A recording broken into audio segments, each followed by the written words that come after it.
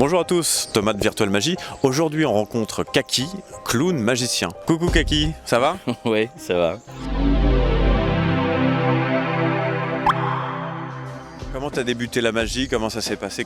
Quelle a été ta rencontre avec la magie? J'ai commencé la magie tout petit, à l'âge de 10 ans, avec une boîte à magie, comme tous les enfants, je pense. Laquelle, on veut savoir? Alors là, je suis incapable de te dire, mais c'était peut-être celle de Dominique Webb. Ah, très bien. Parce que je me rappelle de la magie, voilà, j'avais une baguette magique, je sais plus, enfin bon. Et puis ensuite, plus rien, jusqu'à l'âge de 15 ans. Et à l'âge de 15 ans, je rencontre comme ça, dans un bar, un personnage qui me montre 3 tours de cigarette. Et ça a été le déclencheur. Il m'a enseigné ces 3 tours. Tu te souviens de qui c'était? Non, je ne sais pas du tout qui c'était. C'était un monsieur que j'ai rencontré comme ça dans un bar. Et je lui ai dit, mais j'étais tellement impressionné. Je lui ai dit, mais si moi je sais faire ça, je deviens milliardaire, je lui ai dit. Et je crois que j'ai dû l'impressionner de voir de l'intérêt que j'y ai porté. Et il m'a enseigné ces 3 tours. Et de là, ça a été le démarrage. Et j'enseigne alors aujourd'hui à quiconque me demande, je redonne ces mêmes 3 tours. Je paye ma dette. Et même, je rajoute même un petit tour en plus. Mais donc après, comment ça tu faisais la magie en amateur? Non, alors en fait, non, mais moi j'ai vraiment un rapport. En fait, moi je rêvais d'être clown. Tout petit, j'ai réalisé que j'arrivais, je mémorisais les chorégraphies hyper facilement, alors que mes camarades n'y arrivaient pas. Je prenais des cours de danse, j'avais 40 cours d'avance. J'assimilais la chose, je la digérais. Et en fait, ça me vient de ma mère, parce que ma mère était danseuse déjà. Mon père, c'était les bals musettes, mais ma mère, voilà. Et elle me faisait danser dès l'âge de 5 ans, au centre de la pièce, devant toute la famille. Toute la famille se marrait. Et c'est comme ça que j'ai commencé vraiment ma carrière. Et je pense que ça m'est resté forever. Cette joie, ce bonheur de faire rire.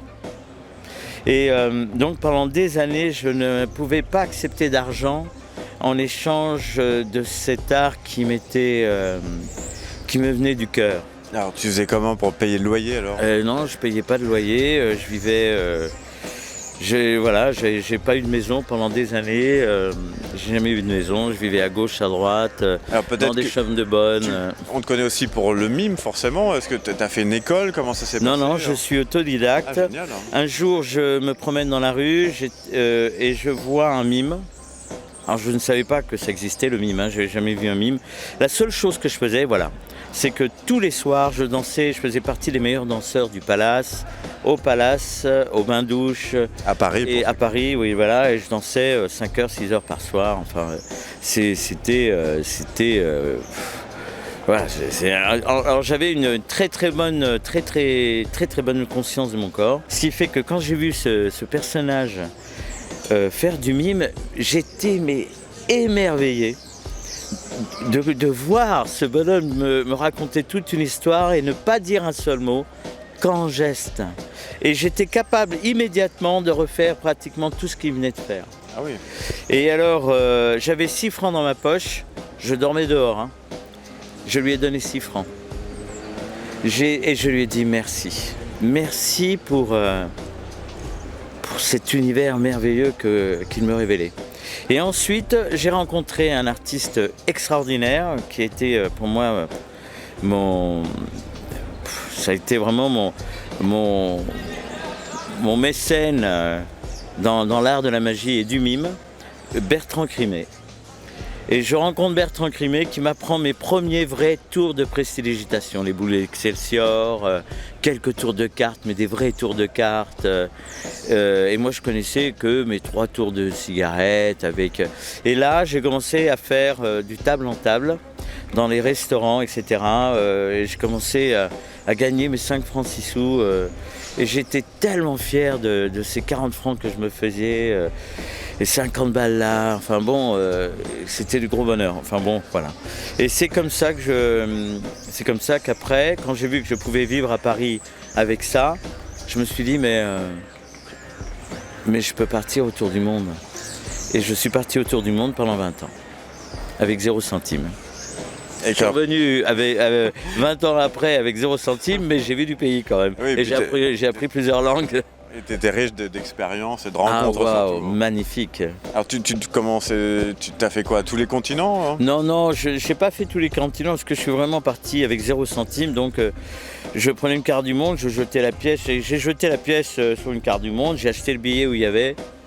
Et j'ai demandé d'acheter le... Alors la première fois, la pièce elle est tombée en pleine mer. Alors la dame, parce que j'étais chez Air France, et il m'avait sorti un petit dépliant comme ça, alors d'une carte du monde. Et moi je lui ai demandé s'il n'avait pas une carte plus grande, parce que je me suis dit Alors bon, elle me dit non, il n'y a que ça. Alors j'ai jeté ma pièce, elle est tombée en pleine mer. Je lui ai dit, madame, il n'y a pas une île là quelque part? Et elle me fait, monsieur, je suis là pour travailler, je ne suis pas là pour plaisanter. Et moi, j'avais gagné 5000 francs, j'avais économisé 5000 balles. Je sors mes 5000 francs, je les mets sur le comptoir, je lui dis, madame, je suis là pour acheter un billet, je ne suis pas là pour plaisanter. J'ai repris la pièce, je savais que si c'était le pôle Nord, j'y allais pas. Si c'était la Russie, j'y allais pas. La Chine, j'avais un gros doute. J'avais quand même un critère tropical quand même, je veux dire. En fait, mon voyage est vraiment parti d'une carte postale que Bertrand Crimet a reçue avec un coucher de soleil. Et quand j'ai vu la carte postale, je lui ai demandé si je pouvais la voir. Il m'a dit oui, il me l'a montré. J'ai vu donc le coucher de soleil avec des hamacs, avec une palapa. Et je me suis dit, mais pourquoi moi, j'ai pas le droit de voir ça? Pourquoi moi, je dois être là à Paris à me galérer Et c'est comme ça que ça s'est fait, quoi. Je rejette ma pièce et elle est tombée près de la Guadeloupe. Et donc j'ai dit, c'est quoi Guadeloupe quelle langue il parle, c'est quoi comme pays Elle me dit, ouais, c'est français, il parle créole. J'ai dit, bah, écoutez, ça tombe super bien, moi aussi je parle français, j'y vais. Et je pars maintenant, aller simple, pas de retour, parce que je me sentais capable, à la moindre embûche, de revenir sur mes pas. Donc j'ai pris aller simple. Et la dame me dit, non, monsieur, il n'y a pas de place, c'est au mois de juin. Et elle me dit, non, il y a de la place que le 21 juillet. Et 21 jours après, donc, je me retrouve avec 100 francs dans ma poche et j'ai dépensé tout l'argent que j'avais. Et je téléphone à Air France en leur disant, dites donc, est-ce que je pourrais partir dans 15 jours après? Parce qu'en fait, j'ai besoin de 15 jours pour me refaire un peu d'argent de poche pour pouvoir partir. Et elle me dit, non monsieur, si vous avez pris un vol vacances, si vous ne partez pas, vous ne partez plus. Et là, j'ai réveillé mes poches, j'ai dit, je pars en Guadeloupe.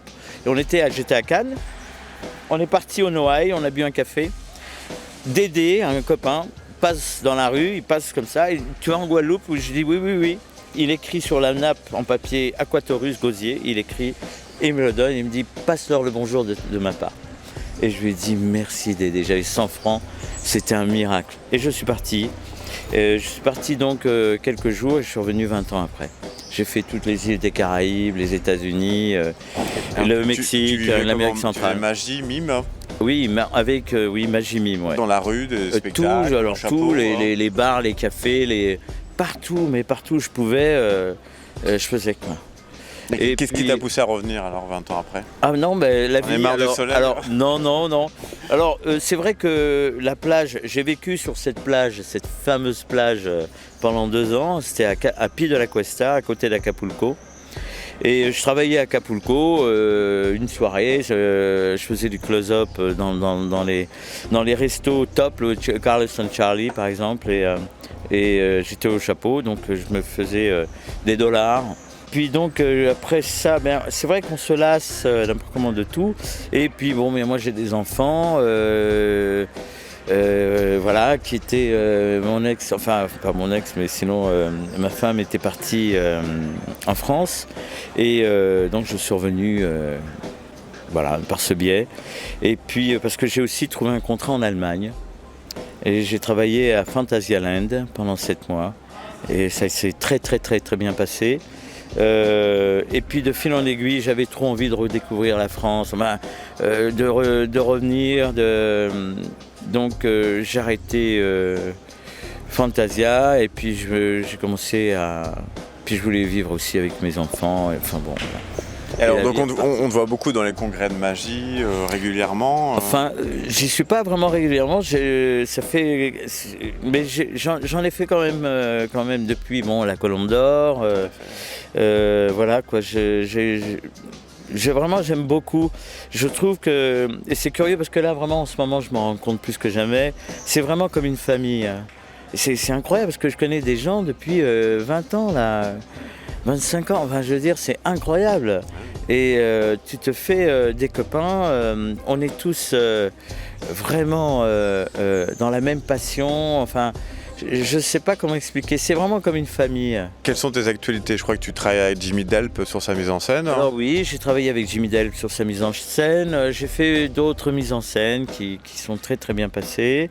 J'aime beaucoup ça d'ailleurs, je raffole de... Enfin je veux dire vraiment je trouve ça intéressant, j'ai beaucoup d'idées. À un moment je t'avais vu à Avignon, il y a quelques années, dans un garage, un théâtre. Voilà, alors j'ai fait Avignon pendant longtemps. Dans la rue, c'est-à-dire que moi je suis né en Avignon et je voulais que dans ma ville natale, n'importe qui puisse profiter de mon travail. Donc j'avais décrété que j'allais jouer 3 spectacles tous les jours au feeling, en déambulant dans les rues. Dès que je trouvais l'inspiration, je faisais un spectacle. Et alors des fois je faisais un spectacle pour 3 personnes au coin d'une rue, des fois pour 50, enfin voilà c'était... Et bon, ma rue principale c'était la rue des Teinturiers où j'étais vraiment très connu et c'est là où je retrouvais tous mes copains, enfin bon... Qu'est-ce qu'on peut te souhaiter alors pour l'avenir? Je suis en train de travailler sur un numéro que j'essaye de faire le plus carré, chose qui est vraiment très difficile pour moi. On le croit, on le croit. Non. Mais si, je vais... voilà, je voudrais faire un très beau numéro, quelque chose de bien drôle, et puis tourner mon rêve. Tu veux essayer ou tu vas faire? Non, je suis dedans. Oui, non, je fais. Je suis là-dessus. Et voilà, je voudrais... Alors, ce que je travaille pas beaucoup, hein. Je suis très très nul au niveau pub et au niveau com et au niveau... J'ai même pas de site, enfin je sais, je suis misérable. Mais... Je pourrais te présenter des gens très bien. Ben écoute, vraiment... Non, c'est vrai, j'ai rien fait non plus. Et là, par contre, je décide de faire vraiment plus l'effort. Je pense que j'arrive à un âge intéressant dans ma carrière où je comprends bien mon art, j'ai une belle maîtrise, je sais pas comment expliquer, je crois que je suis à un beau niveau, une bonne symbiose avec, je sais pas comment expliquer. Tiens, par exemple, il y a un truc très très sympa.